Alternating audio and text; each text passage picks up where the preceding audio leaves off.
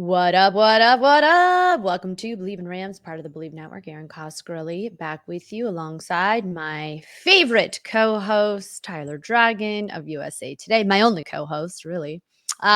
Be sure to subscribe, comment, rate, follow this podcast. You can catch us on Believe TV. Follow us on all the socials. We've got a lot to get to, okay? NFL's most recent power rankings, where the Rams are ranked, might surprise you. It's not so good. And I'm putting it out there. The Rams are drafting a quarterback this year. I'm saying it now. And guess what? A popular ESPN analyst happens to agree with me. Not surprised at all. That and so much more. We'll get into the whole Aaron Rodgers saga.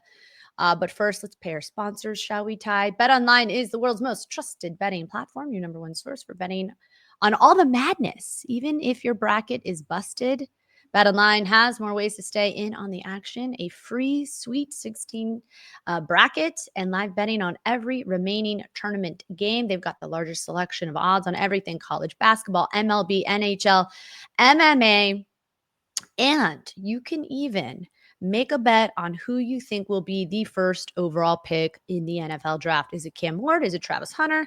Sure, Sanders. Get in on the action. From every Cinderella story to every hat trick, Bet Online has got you covered. The game starts here. Has your bracket busted yet, Ty? It's not busted, but it's pretty bad now. It's pretty bad. I have Houston winning it all. They are still in it, so it's not entirely lost. It's not Gotcha. burned down. How about your bracket? You know what? Here you go with the PC answer. I've been watching USC women's basketball, and it's so cute. It's been a bonding experience with my mom and I. She's been the one that's like, "Hey, turn down the game, the women's basketball." So I've been enjoying watching the women's basketball a little bit here and there. But what I was really surprised to hear this week, I'm curious to get your take as we peruse the news and notes of Rams and also other findings in the NFL. Puka Nacua wants to hang it up at age 30. What, he's 23 now? I mean, do you think it was a little surprising that we get why he would say something like that, or the reason behind it? Did you think it was do you think it's a smart move to say something like that? What was your reaction? Well, first of all, I got to say prayers up to Juju. Yes. Yeah. Or tearing your ACL. That's a terrible injury. And, we just hope that, she's off to a speedy recovery, the road to recovery. So prayers up to her. But as far as Puka Nacua, I was surprised considering, where he's at in his NFL career, because he's very early in his NFL career, going into his third year, and has one of the best NFL starts in history for a receiver. But then when I kind of sat down and kind of assessed the whole situation and his teammates, past and present, particularly Aaron Donald retiring pretty much in his prime, it kind of makes sense. And he is pretty apparent that he has aspirations outside of football, family, and business. And so, when you look at it from that perspective, from that angle, you can understand. And I know fans and the outside, it's like, oh my God, these are football players. This is like the dream job. This is the best ever. Like, these guys are not normal, but these guys are human. They have other interests outside of football. They have other passions outside of football.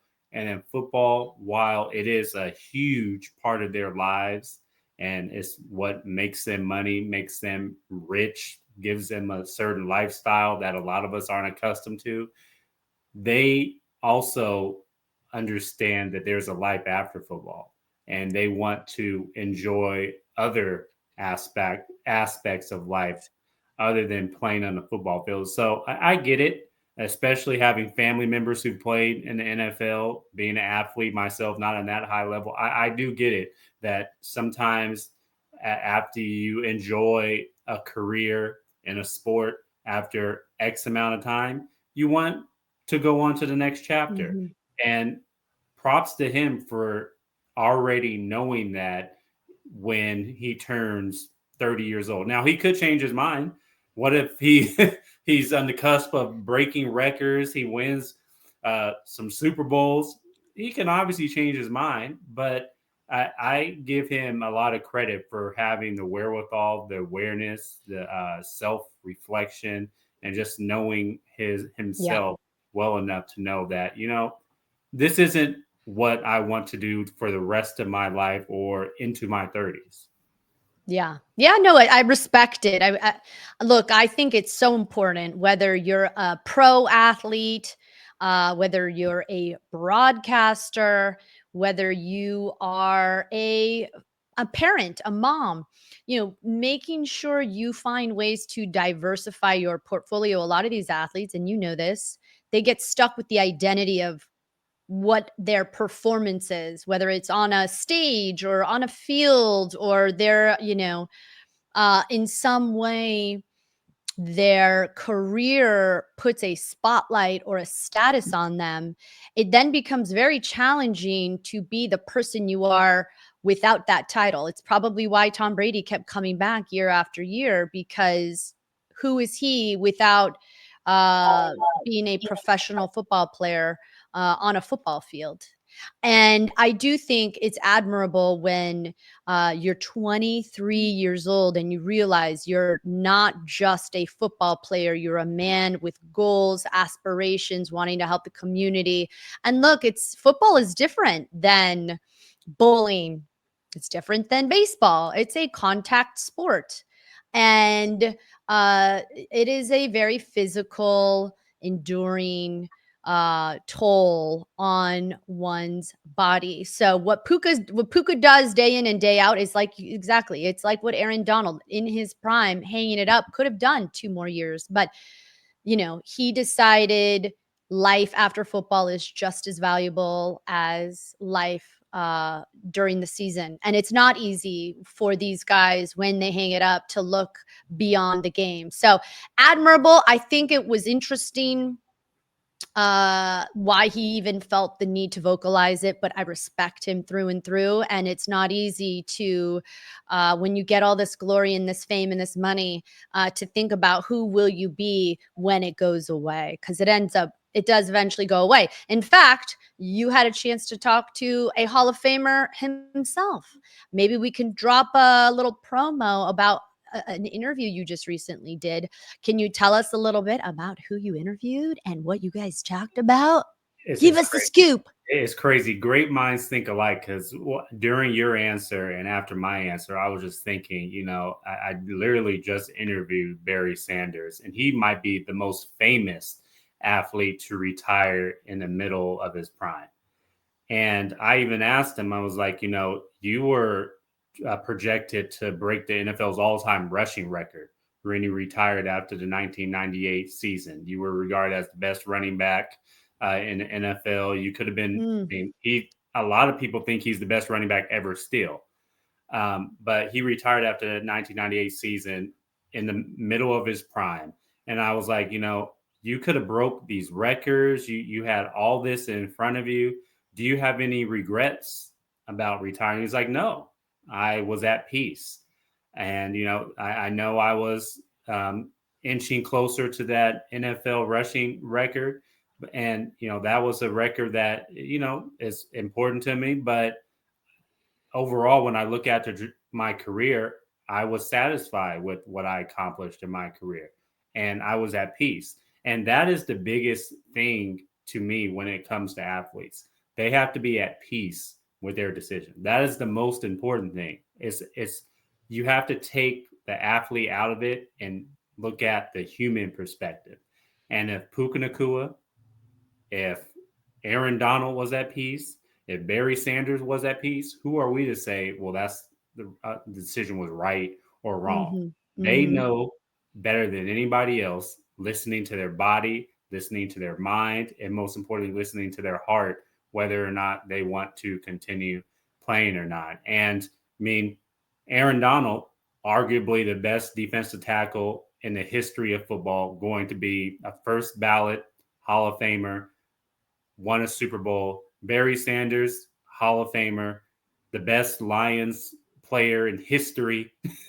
I mean, one of the best running backs in history. Saquon Barkley told me he is the best running back in history. There are multiple running backs. I believe he's already the best running back in NFL history, even if so he retired in the middle of his prime. So it doesn't take away from your legacy, what players think about you. If you retire on good terms and at peace with your decision, and you made a huge impact while playing, I think it's a decision that could be commended if he does decide to hang it up at the age of 30. I mean, you look at if Barry Sanders could do it, if Aaron Donald could do it, literally his teammate, who's to say Puka Nacua can't do it? And I mean, he's off to a banner start the Yeah. first 2 years of NFL career.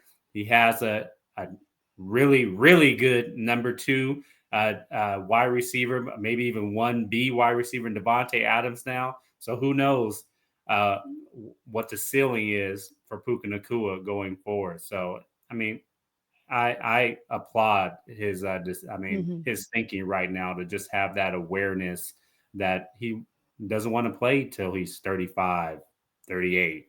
Mm-hmm. Mm-hmm. Yeah, I mean that's always the hardest thing is uh removing the identity of the label of who you are that really isn't actually who you are, which is what's so hard about when these guys retire. The legacy and the label of what that what that jersey represents, and the fact that he's only 23 years old, and he has had the impact, and he does make these, uh, you know, I wouldn't even say risky, but certainly these types of messages that he's sending to young people. It is inspiring because we know it's not easy to do. So that's very cool. You got to interview Barry Sanders, and we'll have to be on the lookout for when that drops from USA Today, written by Tyler Dragon. And I All like right, how you said my name there. That was a nice little. it's like my radio voice. Okay. You know who's not happy today? Rams fans, okay? Because Eric Edholm, the lead draft writer for the NFL, did Mhm. you read this? Has the Rams ranked at 10th best. 10th best, behind the Vikings, who the Rams beat twice, behind the Green Bay Packers, and the Tampa Bay Buccaneers. I mean, I get what we had when we had this conversation. Colin Coward, like a week or two ago, said the Rams were at the 2 spot, just behind the Eagles, and you were down to say, "Hey, let's pump the brakes here," because there's also, other teams at play. Chiefs being one of them. Um, Although I think the Rams could have taken the Chiefs.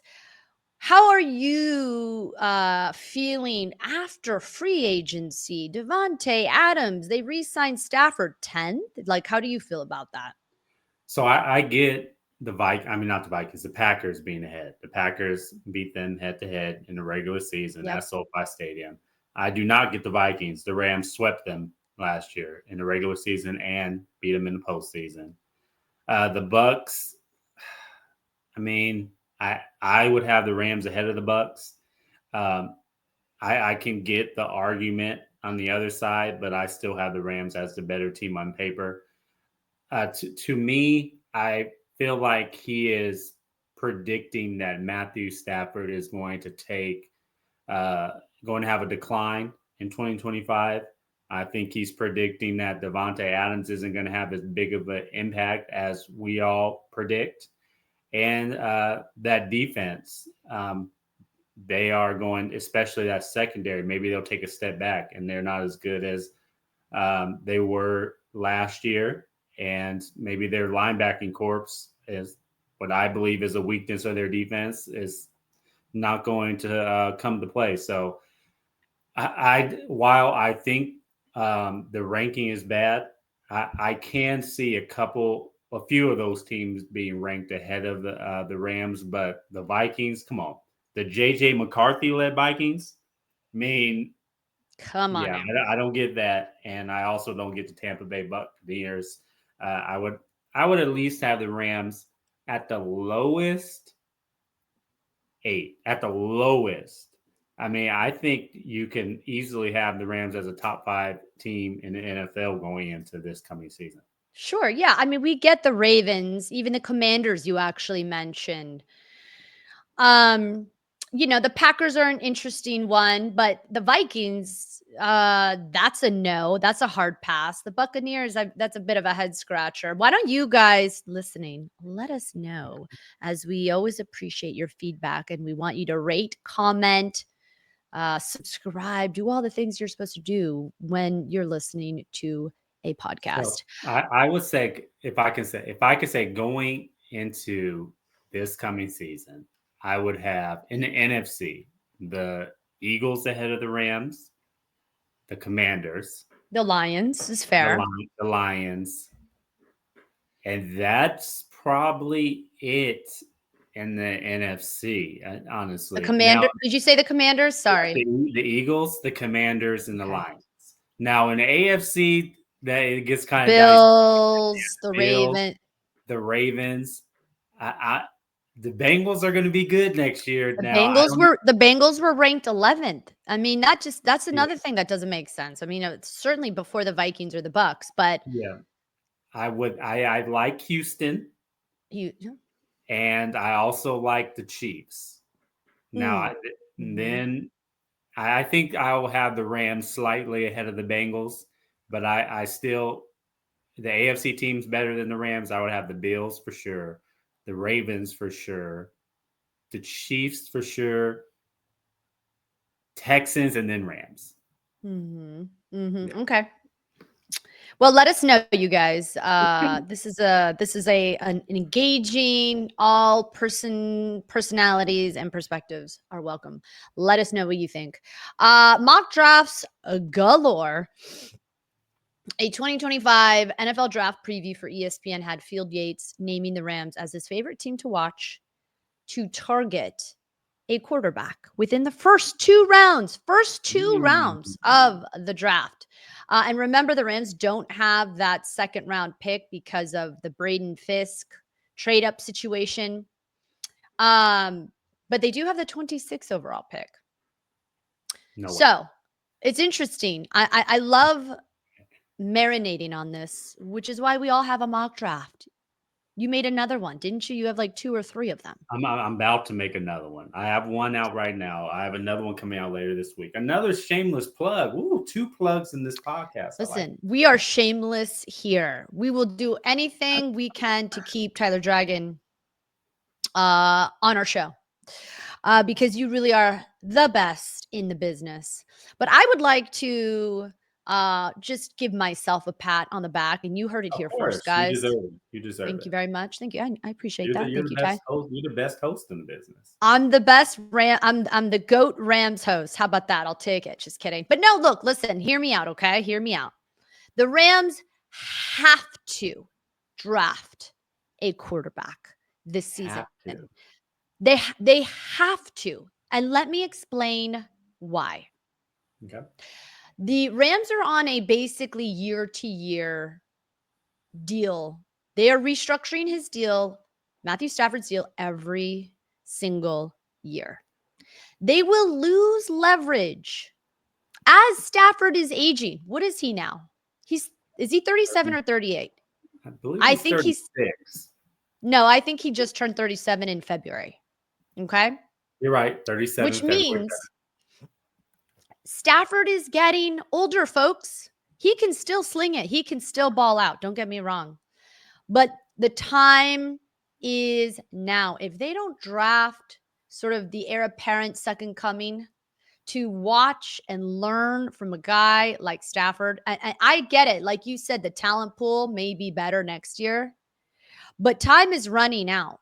With the way they have structured Stafford's deal, with the type of weapons they have around him, get the guy in now to learn and watch and see how Stafford does his thing. Because next year we're going to be in the same boat, guys. Ladies and gentlemen, I called it here first. We're going to have to go through the same thing, the whole restructuring deal. Stafford's going to be at that point 38. And he's going to want to go where he feels the most wanted and the most appreciated. And the Rams have to do and protect their own asset.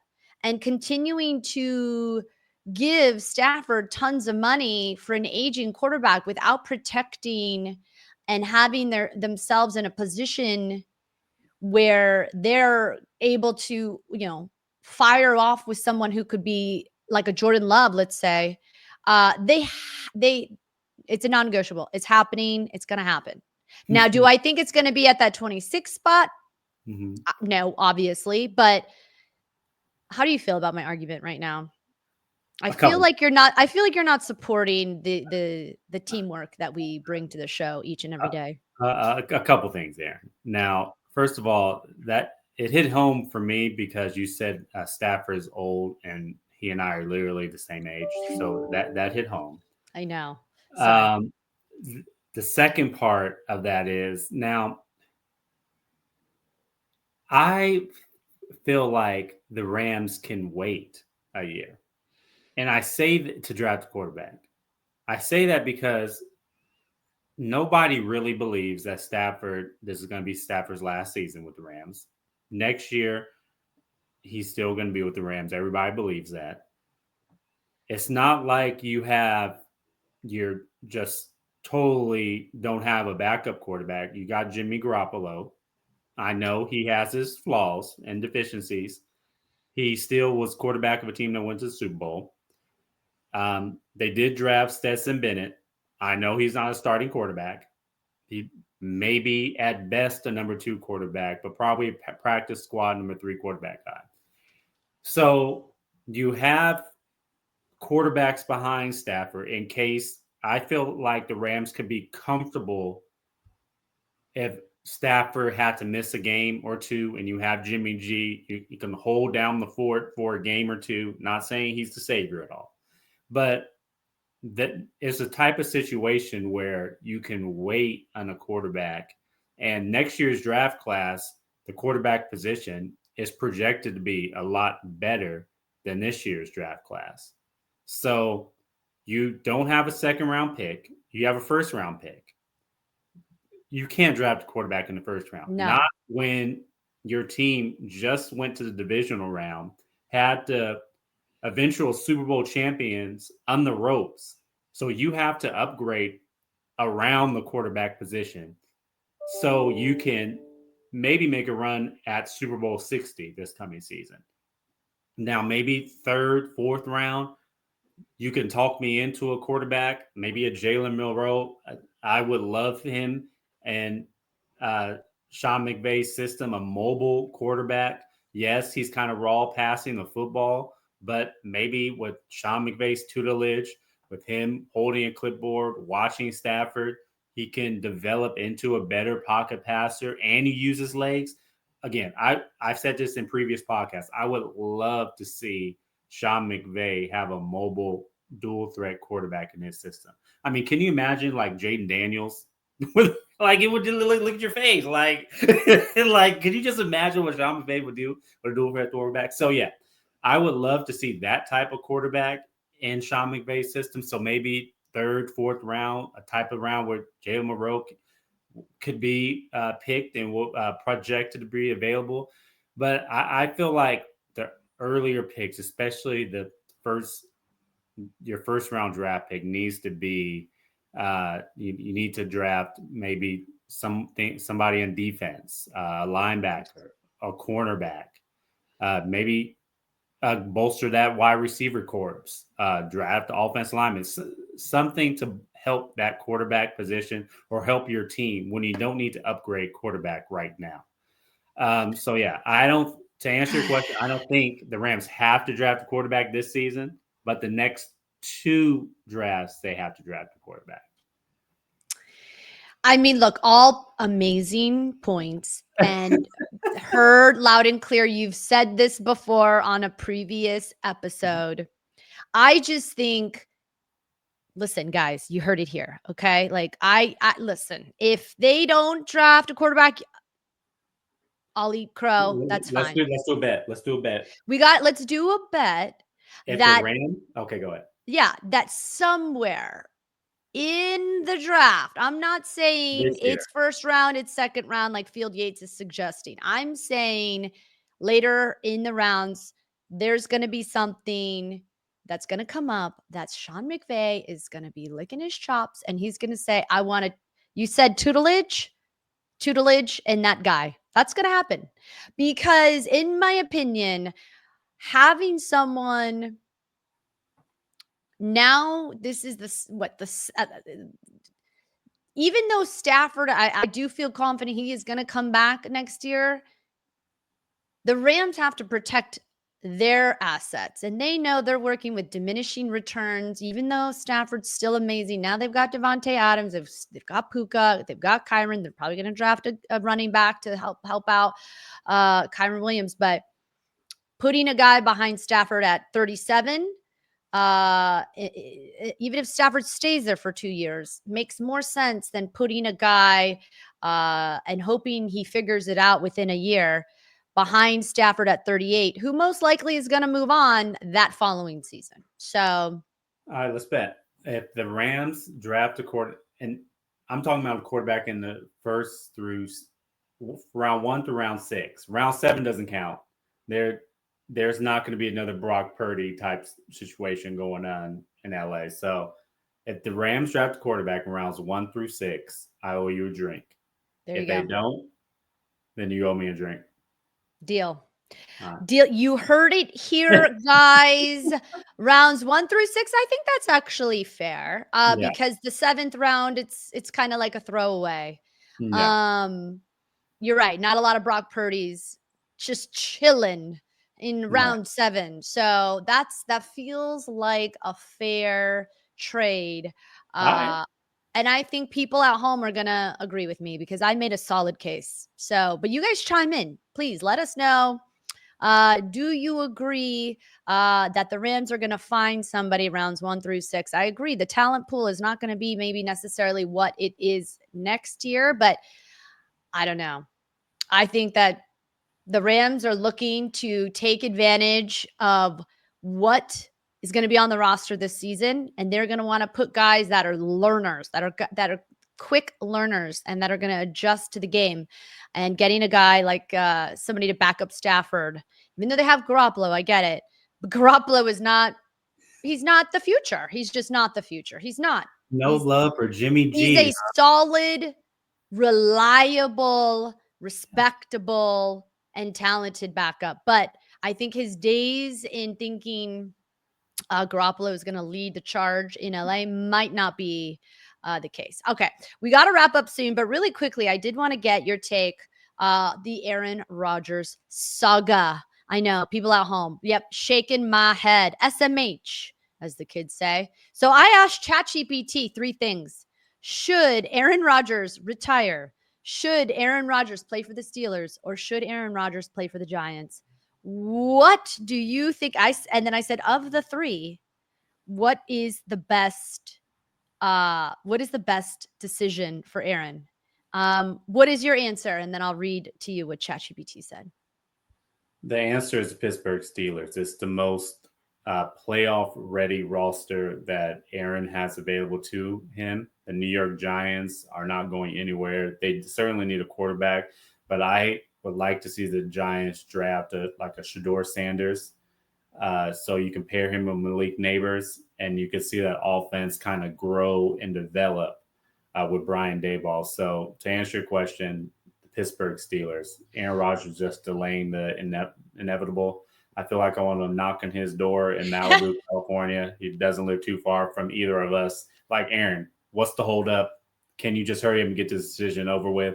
We're waiting. Ridiculous. This is ridiculous, Aaron, and he knows it. I mean, Russell's pissed off at him. Every single guy. Kirk Cousins is like, what WTF? Okay, ChatGPT agrees with you. saying Pittsburgh Steelers appear to be the most suitable option for Rodgers, the team's consistent playoff contention under coach Mike Tomlin, and the potential for Rodgers to lead a talented roster makes this a compelling opportunity. However, the final decision will depend on Rodgers' personal preferences and the specifics of any potential contract. Here's my thing. Do you think that Tomlin would be nervous about Rodgers coming and like just doing that? Like, you know, that scene, I think I've said this to you before. Heath Ledger is walking out as the Joker and he's like walking out of the hospital. Like it's almost like he he detonated a bomb and like in the back of him, he's walking and like everything is exploding behind him. Right. I mean, that's so funny because that's like Rodgers in New York. I don't know. Yeah, it'll be interesting. I agree with you. I think the best fit is a guy like Mike Tomlin, but Andrew Siciliano said he might just wait, and he's not in a rush. Maybe he just waits till the season starts and a guy gets really all banged up, and then they get dial up Rodgers who's chilling on a beach in Malibu, and they're like, "Hey, bud, come on over." No, you don't. You're shaking your head. Aaron's not in a position to wait. He's over 40 years old. He's had a torn Achilles. He's not the same Aaron Rodgers of old. He's not the multi-time MVP. He's not doesn't have that luxury. He needs to practice and knock some rust off, especially coming off of last season. So I don't think he's in the luxury just to wait, not train, not throw, not develop chemistry with what would be new wide receivers, new tight ends, new running backs, a whole new offensive system. He needs to. That's true. That's a good point. You're right. That that is an excellent point. He would want to get adjusted. And by the way, he also has an ego, right? He's not trying to get thrown in there cold and not knowing, like you said, the system, the playbook. And he's not a young pup, so he's going to need the reps. He's going to need the just the experience and the practice with the team. So I think you're right. I think it's very interesting what's happening. We're all on pins and needles. Aaron Rodgers watch. But according to ChatGPT, it agrees with you, Rodgers in Pittsburgh. Just when does that happen? We shall see. Well, that's a wrap for us. I know you're super busy. You've got to put together your Barry Sanders article. Very cool that you got to interview him today.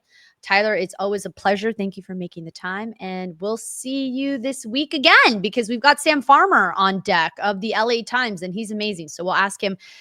Don't forget, if you have questions, shoot him our way, and we'll try to get him on the show.